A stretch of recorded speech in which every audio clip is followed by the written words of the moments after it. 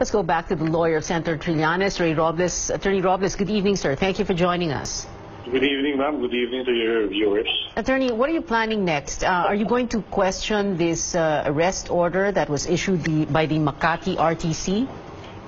Well, the senator has already posted bail. So, insofar as questioning the arrest order, rather than risking him being arrested, we already he actually surrendered to the CIDG, and the proper police bookings were made, and he was able to post bail this afternoon, as you probably know. Yeah.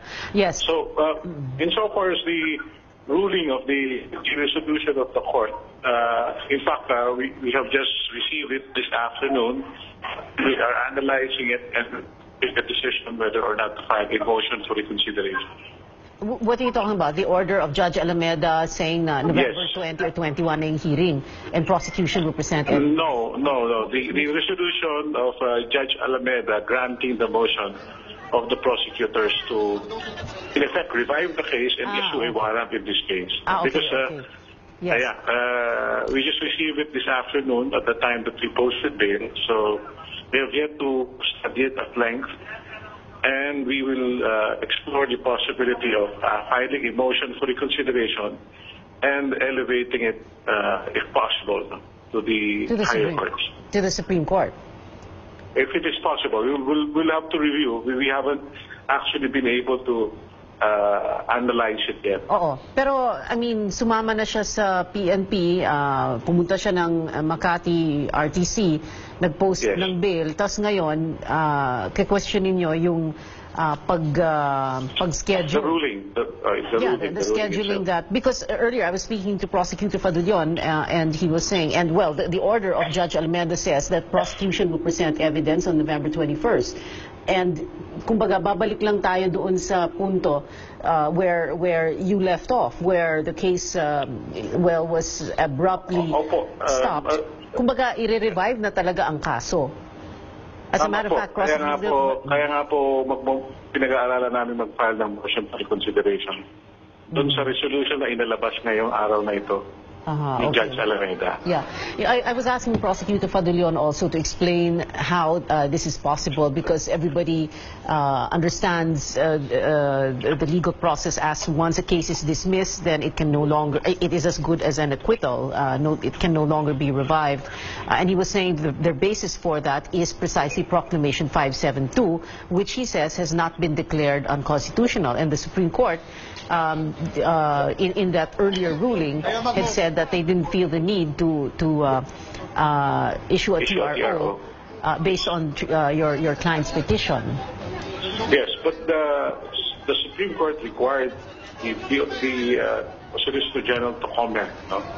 And they haven't actually decided on whether or not to allow the petition. If they decide to allow the petition, then there is a possibility, no? If they entertain the petition, that a ruling one way or the other could be made by the Supreme Court. A ruling on Proclamation 572 itself? Yes, on the constitutionality or legality of the proclamation, then that would be a prejudicial question to the continuation of the proceedings in the court below. Or in other words, if or when the Supreme Court rules on the constitutionality of 572, and if they say, if or when they say na unconstitutional ito, then everything grinds to a halt. Ganun ba yun? That is what you're hoping for. What we're saying is that there is an issue before the Supreme Court regarding the constitutionality and legality. And if that proceeding would continue, it is a prejudicial question as to whether or not the case that they have now reopened, apparently, there is a possibility that that ruling will not be consistent with what is happening right now, and it could be a basis for the suspension of the proceedings. That's one possibility. Yeah. So in that case, if you feel that there is that possibility that the Supreme Court will rule that way, then you wouldn't need to question the resumption of the hearings or the revival of this case. In other words, no, in fact, we can raise the issue. We can raise the issue because the issue of whether or not the assumption of the RTC apparently in allowing the proceedings to proceed is that the proclamation is constitutional, but there is no ruling on that yet. No. Yeah, Attorney Robles. Yes. Attorney Robles, earlier, General Balahadia, the Senate Sergeant at Arms, spoke to the media describing what had happened in the Senate lounge, where he said he turned over custody of Senator Trillanes to the Philippine National Police. I suppose you were there at the lounge, and I wanted to. It was actually. Yeah, okay, tell us exactly what happened there from your.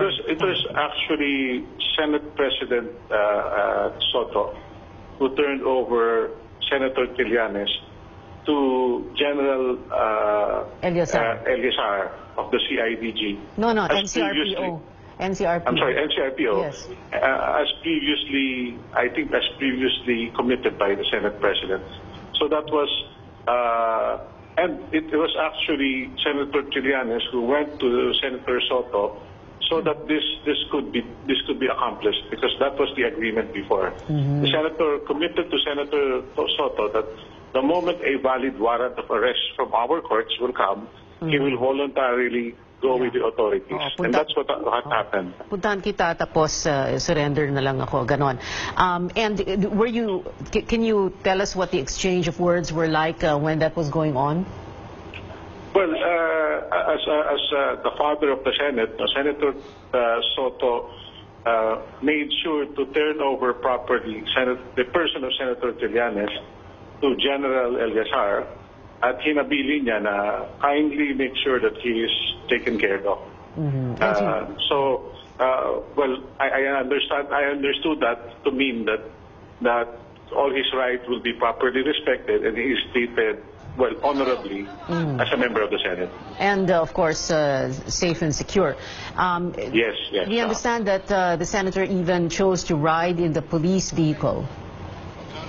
Well, because that's standard procedure. He did not want any special treatment. In fact, we went through all of the police processes, despite the fact that bail has been previously granted to him.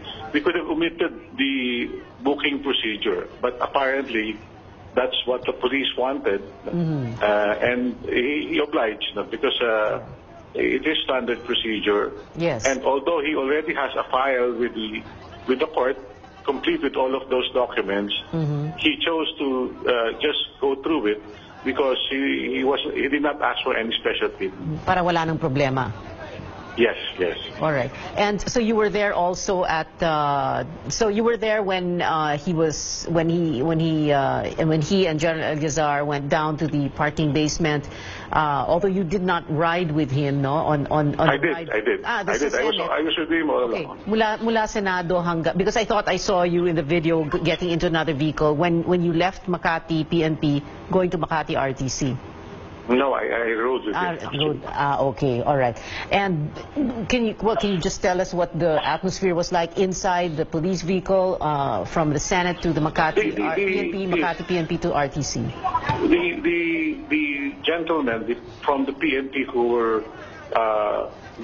who actually fetched the senators were high-ranking police officers, and they were gentlemen. They are, I think, graduates of the PNPA and as well as the PMA. So I think as a fellow law enforcement or armed forces member, they showed also proper decorum and proper respect for each other. The senator was actually chatting with General Eliazar as a superior, as a upperclassman in the PMA, and he properly addressed him as sir.